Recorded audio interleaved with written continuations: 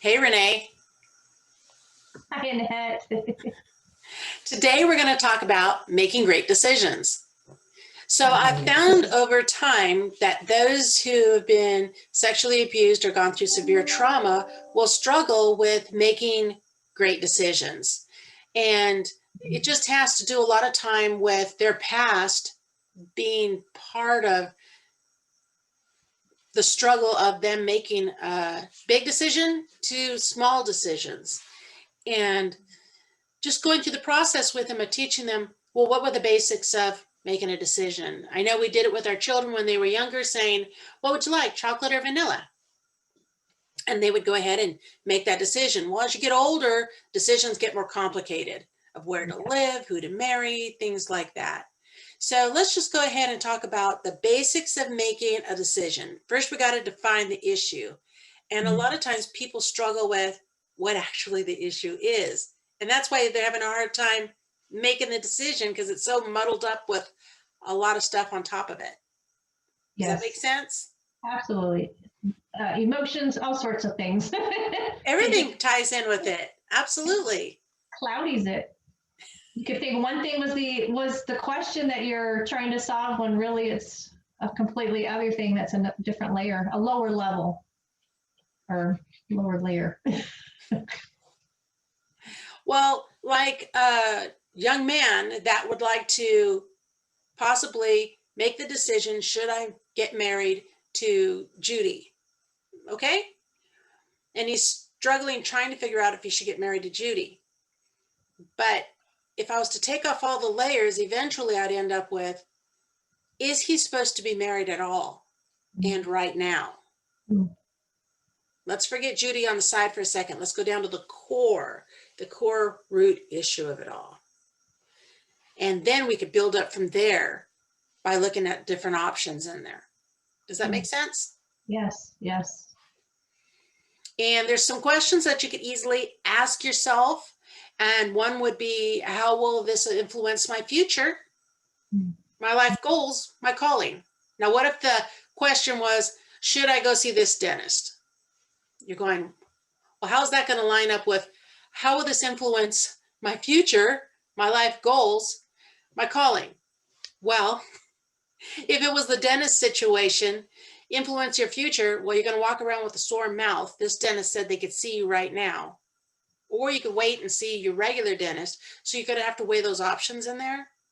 But it is going to affect the immediate future right now for you.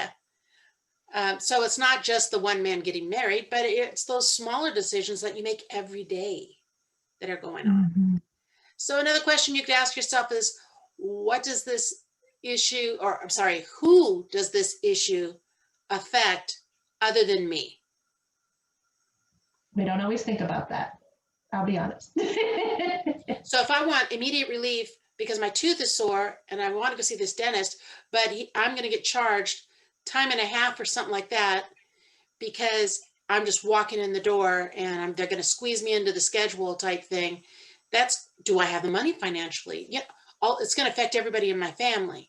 So that's something to consider. So who else does it affect other than me? And a young man who wants to get married, who does it affect other than him? Well, you and I are grown, we're married. We know that it affects a lot of people, not just him and the one woman. Affects the friends, affects all the other relationships in his life. It could affect. Yes. Even work. Even work. There you go. And what will it cost me? Financially, vocationally, time-wise, relationally, physically, and emotionally. All those things need to be looked at when you're trying to hunker down and really look at what actually is the issue. That's just trying to make the decision of what's the decision I need to make. Yeah. What's my real issue here? What's my real dilemma that needs to be solved? That's what you're just talking about. Yes. And we're going to break it down more as we go along, but we'll discuss questions on what will it gain me? What will be a negative effect, a positive effect, and who possibly could look at this from an outside perspective and see it possibly more clearly than I could see because I'm right in the middle of it. So if I got a toothache and it's bothering me greatly, and I'm trying to figure about going to see this dentist, and I'm desperate type situation, I might not look at things reasonably at all because I'm in pain. I might just want it to be out of pain. So I'm willing to pay any price, do anything. And I'm that's, guilty of that. I'm guilty of that. so it's important to really consider things because there's a big difference between $200 dental visit and a $5,000 dental visit. And the value of having an outsider who is a friend of yours be able to speak into it, it speaks volumes. I know it has for me. You're typically that person. If it's not Eddie, it's you. That you see a bigger picture of something. And when I'm just so zoned in on something, maybe I miss it or my blinders are up and I'm just missing another dynamic. In fact, that just happened to me with Happens something. to all of us. Yeah. So having that other person to coach you or to speak into you to clarify it makes a big difference. Simplifies life. Simplifies. Another item we should do is check with God. As small children, they should check with their parents on going over to the neighbor's house so that the parents are aware of what's going on with them. Well, we're children of God, and we need to check with God for decisions that we need to make in life. And so it's good to check in with him. And so that's what we're going to talk about next. So when we're talking about checking in with God, basically the easiest one is to check to see what scripture has to say about it. Does it say we shouldn't be doing that? Or does God warn against us from doing that behavior? Should we stop from doing that? Does the scripture encourage us to go do something? Is it neutral in the situation? Does it not give any opinion on this one decision that you're trying to make? Then at that point, you need to proceed with prayer. You need to be going, God, I need to make this decision. I'm not seeing anything in the scriptures that say this or that. So please give me some insight on what that should be. Help me out. And another huge help is, and I do that first because it's good to go through all those resources first. And if you're still not sure, have God's people help you. Share with somebody who you know who is wise, and ask your Christ followers, this is a situation I have. I'm not sure what to do. I'm not sure what God's opinion on this would be, and see what their responses would be. Make sure you know if they have vested interest in it. So if you were asking me about, gee, Annette, I'm not sure if I should buy your car or not, I'm not the one you should be asking because I have a vested interest in the results, right? So I wouldn't be your best person to ask that question. Because you're benefiting off of it. Yeah. I would be benefiting off of it. Yeah. The other is you want them to join you in prayer as you're trying to make a decision on this journey. You're not asking them to make the decision. You're asking for their perspective. And if they're trying to make the decision for you, it's not the right person. I agree. Yeah. I've had those in my life. They're not kind, but friends pray for you it's a big deal just to ask them, just pray for wisdom. If you don't want to tell them what the situation is, you could just say, please just pray for wisdom. And if it is a situation you can share with them, share it, but ask them, you're looking for God's insight, what he would speak to them, or what he might reveal. Makes sense to me. Yeah. Then there's overthinking. It seems like those who have struggled with things in their past will all of a sudden find themselves like walking through mud, trying to just figure out an answer to something that could be so simple as, I've been invited out to dinner by my girlfriends, and I start overthinking. What are one of the things I could overthink, Renee? What is, I've been invited out to go with my girlfriends. What could my mind actually say to me? Well, the first thing that comes to mind is those who deal with anxiety could be about their outfit. Like I don't, they all wear cute outfits all the time. I don't have a cute modern outfit to wear. Yeah, something up to date or thoughts like that, or what will they think of what I look like, or So then with that overthinking, and that's your thought that came to you, by the way. So that was a good one. My thought is on my side, I do got something to wear, but it fits so tight because I gained weight during COVID. So I don't know. Maybe I'll just wait until I lose some weight to go out with the girls again. So now let's go through the overthinking questions you need to ask. One is it kind?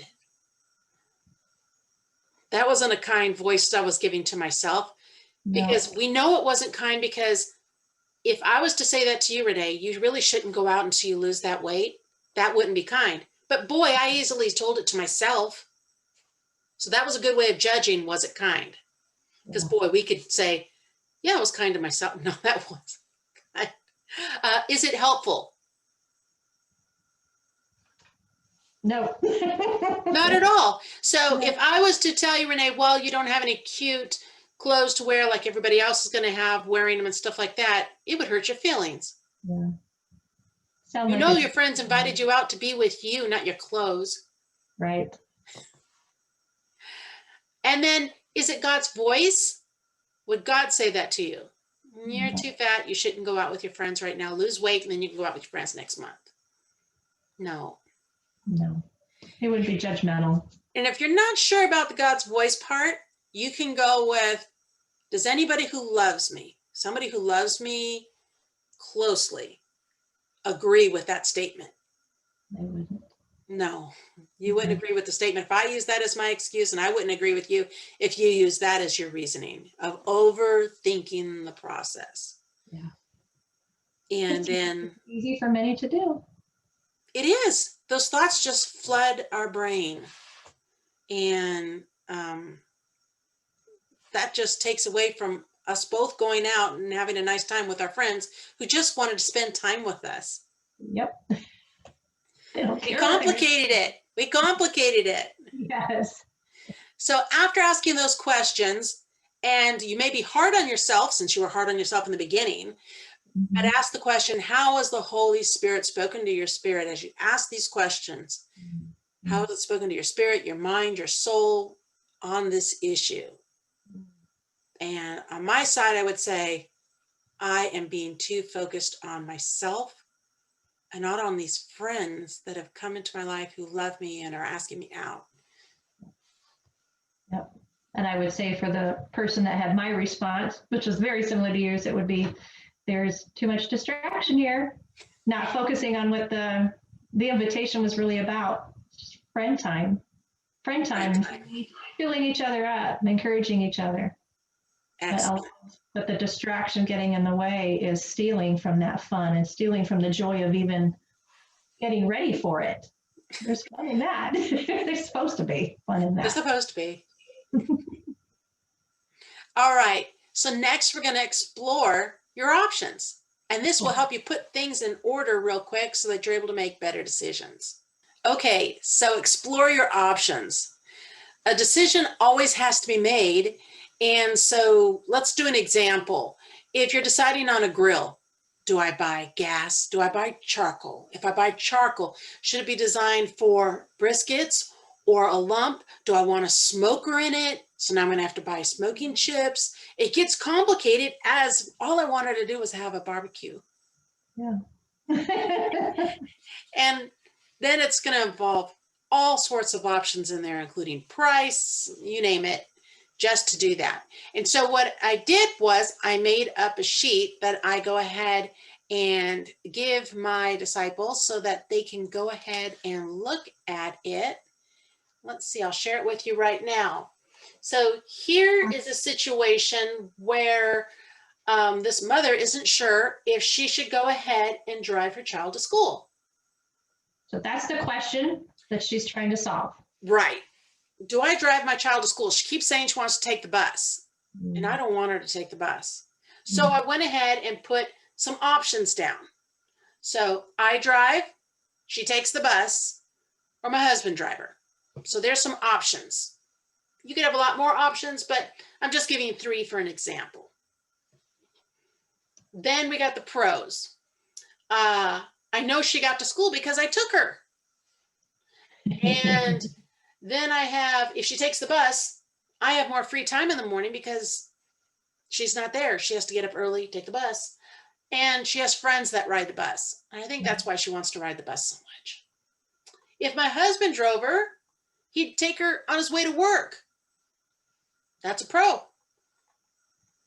A con would be it's a gas expense for me. It's out of my way and costs me extra time and gas. If she takes the bus, what if she misses the bus?